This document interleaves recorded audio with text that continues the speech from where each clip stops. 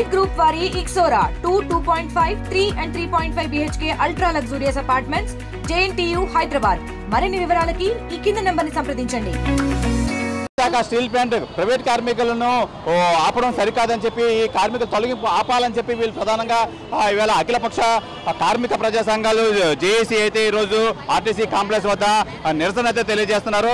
దీనికి సంబంధించి మొత్తం మనం చూసుకోవచ్చు, మొత్తం CFTUI అలాగే ఐద్వా అలాగే తల్లిబిడ్డ ఎక్స్ప్రెస్ వీళ్ళకైతే మద్దతు చేస్తూ మొత్తం భారీ సంఖ్యలో అయితే విశాఖ కాంప్లెక్స్ వద్ద అయితే నిరసన అయితే తెలియజేస్తున్నారు. సార్ చెప్పండి, ప్రధాన డిమాండ్ ఏంటి, ఏం చెప్తారు మీరు? విశాఖ ఉక్కు ఆంధ్రుల హక్కని ఆనాడు పెద్ద ఎత్తున 32 మంది బలిదానమై సాధించిన విశాఖ స్టీల్ ప్లాంట్ని ఈరోజు కేంద్రంలో నరేంద్ర మోడీ వచ్చిన తర్వాత దాన్ని ప్రైవేట్ వాళ్ళకి ఇచ్చేయడానికి ప్రయత్నాలు చేస్తున్నారు. 2001 కరోనా కష్టకాలంలో ఆ రోజు నుంచి నేటి వరకు కూడా 4 సంవత్సరాల పైచిలుకు నుంచి ఇప్పటి వరకు దాకా నిరసన కార్యక్రమాలు చేస్తున్నా కూడా నేటి వరకు అంచులుగా అమ్మేయడానికి ప్రయత్నాలు చేస్తున్నారు. కనీసం దీనికి గనులు కూడా ఇవ్వలేదు. రెండోది, ఇప్పుడు కాంట్రాక్ట్ అవుట్సోర్సింగ్ కార్మికులు ఎవరైతే ఉన్నారో వాళ్ళని ఆల్రెడీ 2500 మంది పైచిలకు తొలగించారు. ఇంకా 2000 పైచిలకు తొలగించడానికి ప్రయత్నాలు చేస్తున్నారు. ఇప్పుడు కాంట్రాక్ట్ వర్కర్స్ ఎవరైతే ఉన్నారో ఈ రోజు నుంచి నిరవధిగా నిరాహార దీక్షలు అనేది ఈ రోజు నుంచి చేస్తున్నారు. వాళ్ళకి సంఘీభావంగా అఖిలపక్ష కార్మిక సంఘాల ఆధ్వర్యాన్న ఈరోజు ఈ నిరసన కార్యక్రమం చేస్తాం. ఇప్పటికైనా కేంద్ర ప్రభుత్వం ఆలోచన చేసి ఏదైతే మీరు దయాదాక్షంతో ఇచ్చిన స్టీల్ ప్లాంట్ కాదు, ఇది బలిదానాలతో తెచ్చుకున్న విశాఖ ఉక్కు ఆంధ్రుల హక్కని ఆనాడు 66లో అంత పెద్ద ఎత్తున పోరాటం చేస్తే వామపక్ష పార్టీలుగా ఉన్నవాళ్ళు తృణప్రాణంగా రాజీనామాలు చేస్తేనే విశాఖ ఉక్కు వచ్చిందని ఈరోజు కేంద్రంలో బీజేపీ ప్రభుత్వం అనేది తెలుసుకోవాలి.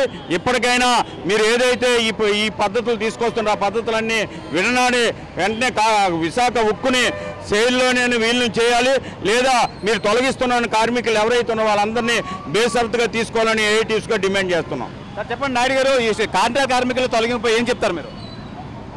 స్టీల్ ప్లాంట్ కాంట్రాక్ట్ కార్మికులు ప్లాంట్ ఉత్పత్తిలో కీలక పాత్ర పోషిస్తున్నారండి. 30 సంవత్సరాల నుంచి 40 సంవత్సరాల నుంచి స్టీల్ ప్లాంట్ అభివృద్ధిలో అత్యంత కీలక పాత్ర పోషిస్తున్న కాంట్రాక్ట్ కార్మికుల్ని ఉన్న పలంగా 5600 మందిని తొలగించడం కోసం కేంద్రంలో మోడీ ప్రభుత్వం కంకణం కట్టుకుంది. ఇప్పటికే 3000 మందిని తీసేశారు. మరో 2600 మంది తొలగించడం కోసం రంగం సిద్ధం చేస్తున్నారు. మేము కేంద్ర ప్రభుత్వం హఠాత్తు తెచ్చుకుంటాం. ఒక పట్టు మీరు ఉద్యోగాలు కల్పిస్తామని చెప్పని ఉన్న ఉద్యోగులు ఏ విధంగా కొడతారండి?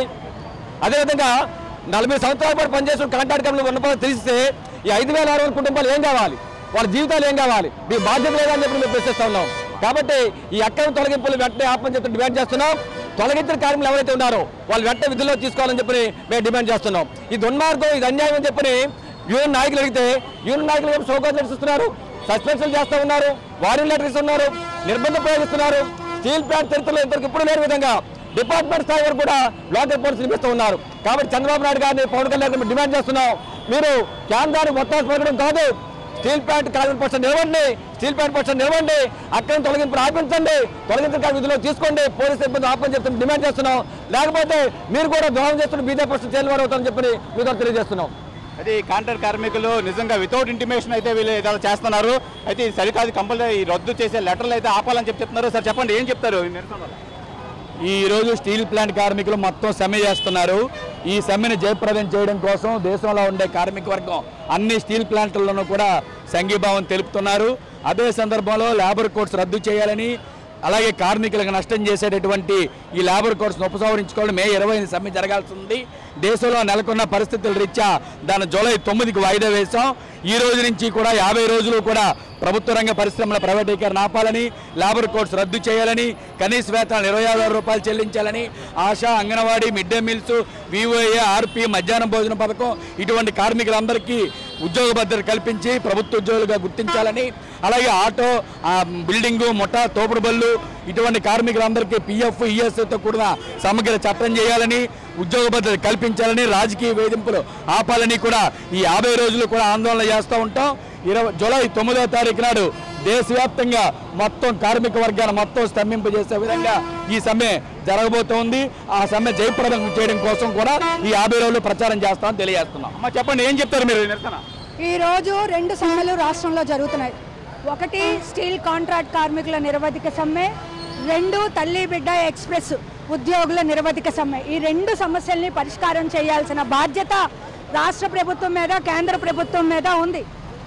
తల్లి బిడ్డ ఎక్స్ప్రెస్ కార్మికులకి 7,870 రూపాయలు ఇస్తున్నారు. ఇది చాలా అన్యాయం. వాళ్ళకి చట్ట ప్రకారం ఇవ్వాల్సింది 18,500 రూపాయల జీతం. ఆ జీతం ఇవ్వకుండా ఎంతకాలం మోసం చేస్తారు. వాళ్ళకి ఉద్యోగ భద్రత కల్పించాలి, సెలవులు, వీక్లీ ఆఫ్లు, ఇన్సూరెన్స్, 8 గంటల పనిదినం. ఇప్పటికీ 4 నెలల నుండి జీతాలు చెల్లించలేదు. 4 నెలల నుండి జీతాలు చెల్లించాలి. అలాగే స్టీల్ కాంట్రాక్ట్ కార్మికులను 5,400 మందిని తొలగించడానికి ప్రయత్నం చేస్తుంది. ఇప్పటికి 3,000 మందిని తొలగించారు. ఇంకా 2,400 మందిని తొలగిస్తామంటున్నారు. ఇది చాలా అన్యాయం. ఈ 2 సమస్యల్ని పరిష్కారం చేయాలని మేము డిమాండ్ చేస్తున్నాం.